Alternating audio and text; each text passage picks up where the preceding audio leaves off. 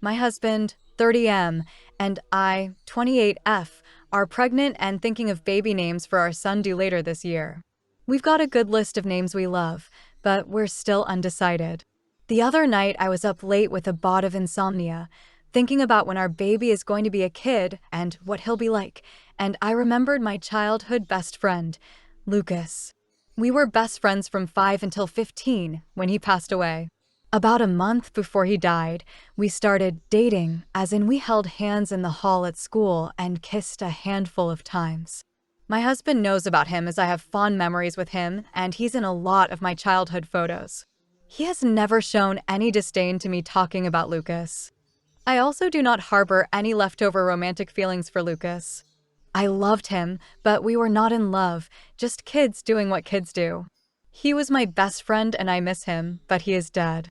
Lucas is a pretty timeless name with multiple variations, as well as a way to honor my childhood best friend, especially since he doesn't have any siblings who could name their children after him. Plus, a lot of my and my husband's first name ideas have multiple syllables, so I thought a short middle name like Luke would help balance it out. I suggested it and my husband hit the roof. He said me wanting to name our baby after an ex-boyfriend was gross and insulting to him as the father. He said if the baby should be named after anyone, it should be him. I told him I wasn't trying to be insulting, and it was just an idea, not a name I was set on, and him vetoing it was completely fine. I also said it wasn't naming our baby after an ex, but an old friend. He's still angry, though, and is demanding I apologize for disrespecting him as the father. I refused to apologize because the suggestion wasn't a way to disrespect him.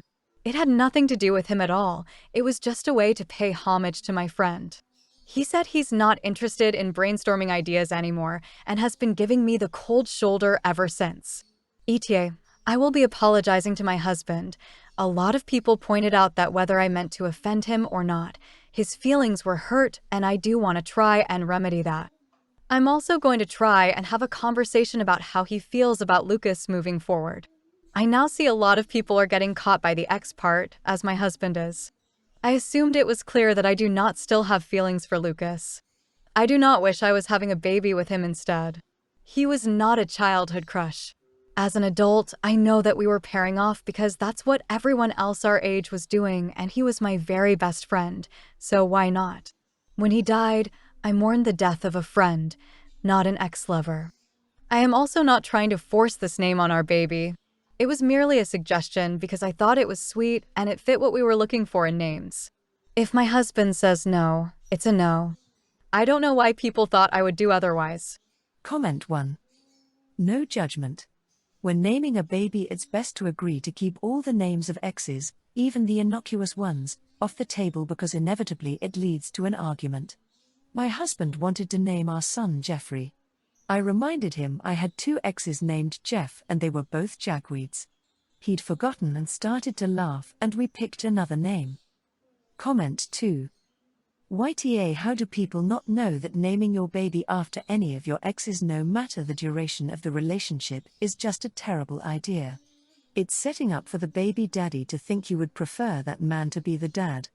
It may be an irrational thought from your perspective, but how would you feel if he wanted to name your daughter after his ex?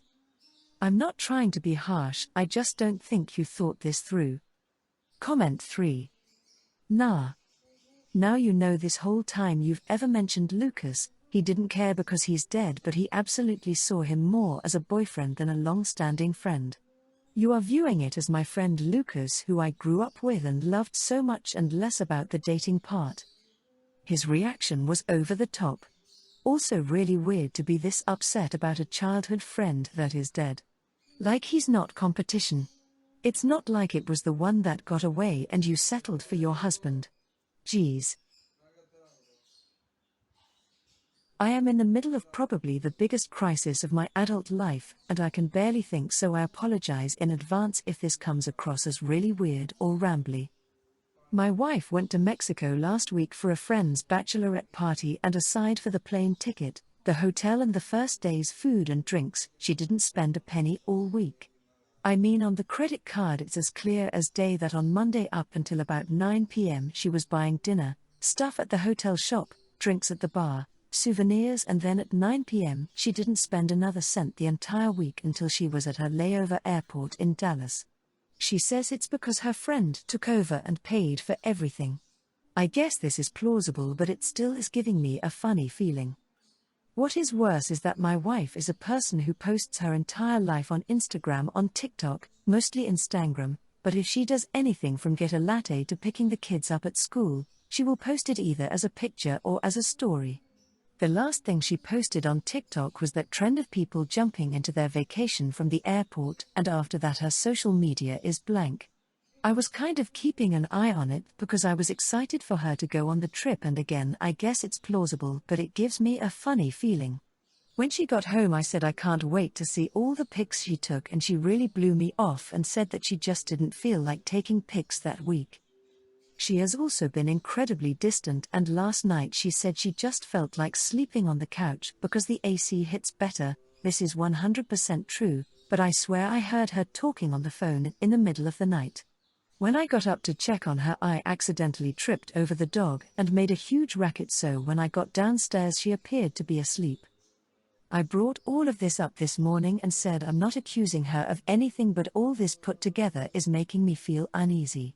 I wasn't trying to bait her or fight with her, just get my feelings on the table. She said you are a major fucking asshole for bringing this up on her first day back at work. I said I wasn't trying to pry, just communicating with her, and she said your communication is prying and I am not discussing this with you ever again. She then took the kids to summer camp and left. Edit, so I realized that her texts probably synced to her iPad, so I just checked. It took me a while to figure out the passcode, but I did. But there was a message at 9:15 the night she got to the resort from a number with no contact info that said okay, I'll meet you in the lobby. Is the app you said Signal? I looked up Signal and it's kind of like WhatsApp. The iPad doesn't have Signal on it. Comment 1. Signal is a messaging app where everything disappears. She's cheating on you, damn near sure of it. Besides the fact that she's sleeping on the couch, probably feeling guilty/uninterested in you, and she's getting mad at you for prying, having Signal is a red flag in any relationship. Ask her other friends that were there at the bachelorette week what went down. They'll probably give you mixed stories or whatever. Hire a pie. Comment 2. NTA. We have a gut instinct for a reason, and right now yours is telling you that something is off because it is off. A lot of people will take a SM break a bit on vacation, but it sounds like she did a complete 180 and just stopped everything. Not spending one penny the whole week is suspicious, as I doubt her friend was buying every single drink and meal, not to mention whatever souvenirs she brought home. Then sleeping on the couch, you hear her talking, but by the time you get downstairs she's silent. The attitude, the distance, how she didn't deny but immediately got angry and deflected. Accusing you of prying? Prying into what exactly? How it sounds like she had an affair on her trip. Please update us on what happens. I don't think this is over just yet. Comment 3. Let's see. She spent no money. She took no pictures. That in itself might be nothing. But now she's sleeping on the couch, having secret midnight phone conversations. And when you tried to talk to her and tell her what you're feeling, she called you a major ducking a hole, told you that even telling her your feelings is prying, she's your wife, and refuses to discuss it with you, now or ever. That is some suspicious behavior. I have to think that if nothing really did go on, if she spent all her time with her friends, if she had nothing to hide, she wouldn't be jumping down your throat, calling you names, and shutting you out. But you know her better than I do. I, F34, had been with my husband for over 12 years. We had our child when I was 31, and my husband 33.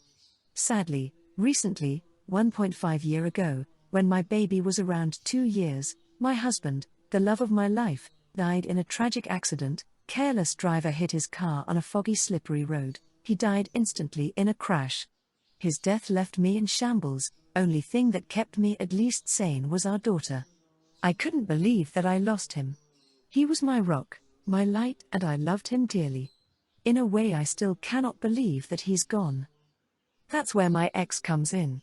In about a year after my husband's accident, he reached out to me to talk, to vent maybe. We separated long time ago, couple of years before I've met my husband. We didn't exactly stay friends but were on good terms, and spoke occasionally, "Hi, how are you" kind of talk. So he reached out and offered to help as a friend. It was unexpected but I accepted because I really needed a friend and frankly I don't have a lot of close friends besides him. He occasionally came over to our place, brought some gifts to my daughter and we talked over tea or a beer. It wasn't intimate, he had several casual relationships over the years, and I clearly told him that I'm not ready for any relationships after my husband, still not ready, I guess. So he came over once or twice a month. He was very sweet with my daughter, so I didn't see anything wrong with them bonding. But then my baby started calling my ex Papa. It annoyed me very much, but I didn't say anything, because she's a toddler, how is she supposed to know any better? I tried gently explaining to her that my ex isn't Papa, but I doubt she understood. So I just started sending her to my husband's mom when my ex came over. In truth I know our baby won't remember her father, photos is all she'll have of him. And I don't want another man to take his place in her eyes. So everything was normal again. I noticed that my ex was visibly upset when I told him that my daughter isn't home. But I didn't think much of it. And last time is where I snapped. That's where I might be the because I ended up screaming at my ex and probably should have handled it better. So when he was at our house and we played some video games and had a couple of beers, my mother brought my daughter home early. She was very grumpy and wanted to go home. He stood up and told my daughter, "Here's my baby, I missed you," and reached to hug her. That's where I snapped at him. I told him angrily that he is in fact not her father, and that she is my and my husband's baby and will never be his baby no matter how much he wants it. And if he wants to have a child he still have plenty of chances with his girlfriend. He told me I was a real for saying such cruel things and left. My mother told me that I was kind of in a hole too and I acted like a child. So am I? Comment 1. NTA. For whatever reason, he's been doing a slow creep into your life and trying to be your daughter's father. You brushed it off long enough, to the point where you snapped. We all have a breaking point, and that's okay. Tell your mom, although you think I was rude, I wasn't. I had reached my breaking point. X has no right to try to be dad, and he needed to hear this very directly. He has a GF. He needs to stop coming around. I am past done. Would you appreciate someone claiming me as their daughter in this way? No? End of conversation. Comment 2. You're not ready for a relationship, you're ready for another to step into your family. The shock and loss you have gone through is enough to break most people. In my opinion, the day a child accepts another as the missing parent is when the final time that person dies. NTA, but ID definitely reach out and explain, don't apologize for feelings, and say he can accept the rules going forward or can skip back off. Comment 3. Nah. You are still heavily grieving the loss of your husband. You should, in my opinion, apologize to him and explain your thoughts. He can accept the apology or not. If you are not currently in therapy, you should really consider it. I have a friend whose son's dad passed away when he was 3. Same thing. Only pictures and basically no memories. 27F, got married recently. I invited a friend, 27F, and her partner, and she was excited to come. They live in another country, a 3.5 hours flight away, so coming isn't easy or cheap for them. We asked 7 months before the wedding about dietary needs, and she told us her and her partner would need vegan options. Since my dinner included veggie options, I, wrongly, assumed the caterer could also do vegan ones, but when I asked 1.5 months before the wedding I learned they couldn't. I should have asked earlier. Unfortunately some things came up and delayed our prep. I informed my friend, saying I was sorry, initially asking her if she had ideas about what we could do, maybe I was in the wrong there, and then offering to cook something myself or buy something from a supermarket, but the conversation turned quite cold, and the next day she said she decided not to come to the wedding, or to the bachelorette that was happening the following week, even though there was no catering issue there. She said her decision was final and we could speak after the wedding, as she didn't want to upset me before the day. After a couple of days, I asked if she could help me understand her decision, and she said she found it disrespectful that I didn't have a suitable vegan option for her and her partner so close to the date, even though they told me with plenty of notice. I felt extremely hurt and blindsided, especially since I feel she didn't give me a chance to find a solution together. I kinda understand not coming to the wedding, even though I'm vegetarian and attended plenty of weddings that didn't have veggie options, but that's her call, but not skipping the bachelorette, since we could easily have planned for vegan food. Now I'm not sure I want to be her friend anymore. Edit. Some bits of context. There were no restrictions at our venue for bringing home-cooked, outside food. I genuinely thought a home-cooked meal was a nice option, but I'm seeing that many of you think otherwise. Our dinner was a type of food with a base and toppings, and there was no other type of food available as the caterer specializes in that, but it caters to most people since you can choose the toppings. It worked for our two other guests who had restrictions, being gluten-free and nut-free. I knew for sure it was vegetarian, didn't know they couldn't/wouldn't want to make a separate vegan batch. I told my friend about this casually over text, while we were discussing the bachelorette. I now see that I probably shouldn't have mentioned it until I could give her a more detailed option. I thought it would be nice to keep her in the loop and know what she preferred, but I now see how that probably made her feel like a burden, which I'm very sorry about. The caterer had to be booked 10 months in advance, before we asked for restrictions, and when I asked about vegan options they didn't say they didn't have time to sort one out, just that they flat out didn't offer any, but maybe I should have pushed back harder on that. Some of you are saying I shouldn't have asked for restrictions at all if I couldn't provide them, but we were able to provide for other allergies, gluten and nuts, just not vegan meals unfortunately. Overall, I understand that the biggest mistake was clearly leaving it so late to sort it out. The second and most stupid mistake was bringing up supermarket food, when it was never a viable option, and the third mistake was telling my friend about it and asking for her input, as it probably made her feel like a burden. I will now wait and see if she wants to reach out, and take things from there if she does. Comment 1. I am insanely confused as to how the catering company could provide a vegetarian course but not offer literally anything at all that vegans could eat. Anyway, NTA. You made every effort to offer alternatives, but your friend was more concerned about the day working for her rather than for the bridge and groom. Comment 2. YTA. You asked about their dietary needs. You told her that you could accommodate her. I have a hard time believing you didn't know the difference between vegetarian and vegan. You should have clearly asked the caterer about vegan options. Truthfully, if you simply didn't ask her about her dietary needs, I would have ruled different. I didn't ask any of my wedding guests about their needs. I just had 3 options that were on the wedding invite. So no one was surprised what food would be there. If anyone declined because of the food, I would have had no way of knowing.